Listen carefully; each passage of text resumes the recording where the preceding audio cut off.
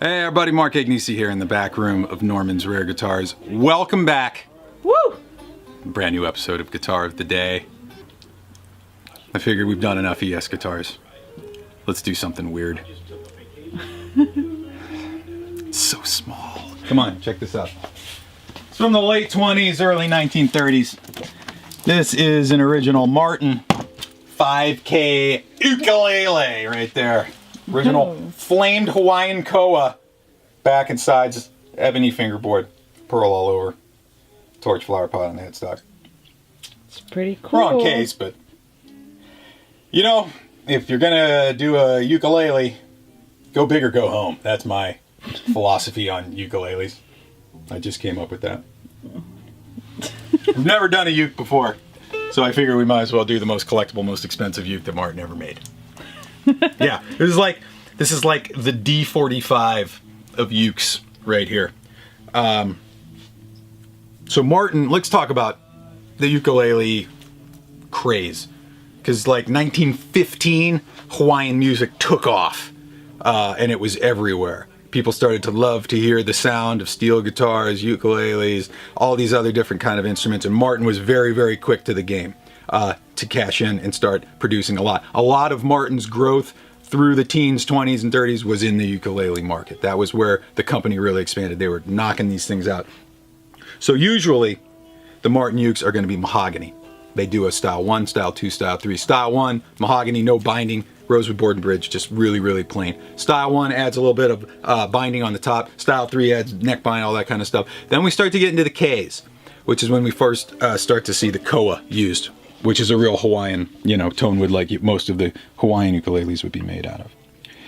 And then they did a K1, K2, 3K. This is the 5K. So the 5K, like I said, is like the D45 version of the uke. So it is a soprano size uke, which is the smallest body. We have the flamed Hawaiian koa top, back, and sides. We have the abalone trim going around the top and rosette, as well as around the back, like you would see on a D45. Now, these are hard to date. Martin did not serialize their ukes, so you have to kind of date them by features. 1927, these started in 1922. The 5Ks, they go from 22 to 42. Once you get into 1927, the binding, the pearl comes off the sides. So some of the earlier ones will have pearl on the sides as well. So in 27, that comes off. So we know that this is a 27 or later. This Martin stamp here on the back of the headstock comes off of these in 1935. You start to lose the stamp. So we know this is somewhere between 1927 and 1935 because of the feature set. So really, there's nothing much that would distinguish a 27 from a 28, from a 29, from a 30, up till about 35. But yeah, man, that's the bee's knees. The dog's bollocks, as they say. The cat's ass? I don't know. Yeah, it's the coolest uke they ever did. Why don't we go out to the couch?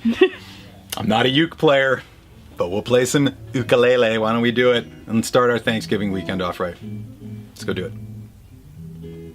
It's so small. So small. All right, we're out front. We have that late 20s, early 30s Martin 5K uke. We're going to put it through the paces real quick, or as best that I can, see what this thing can do here.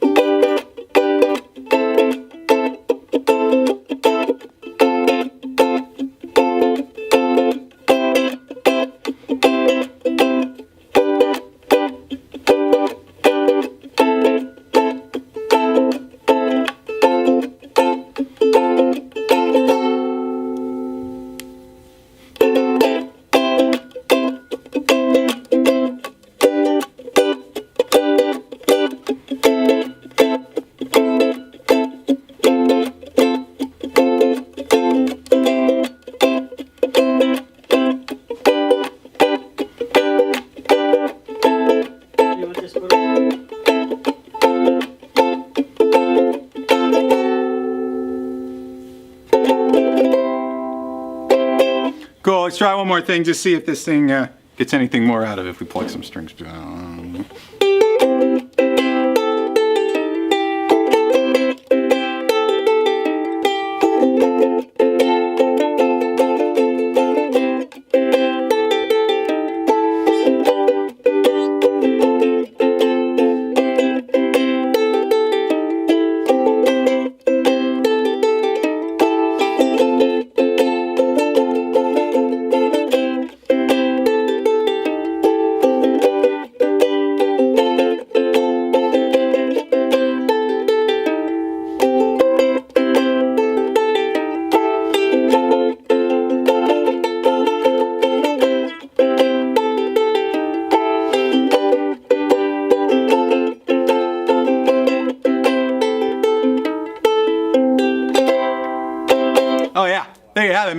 from the late 1920s, early 1930s, anywhere between 27 and 35 based on this feature set. Martin, 5K uke, all flamed Hawaiian koa top, back, and sides. Mahogany neck, ebony board, pearl all over the top, pearl all over the back, pearl flower pot and torch on the headstock. Absolutely the top of the line. It's like the D45 of ukes. If we're going to do one, might as well do the big one. There's your Weird Ass Wednesday. Never going to see that again.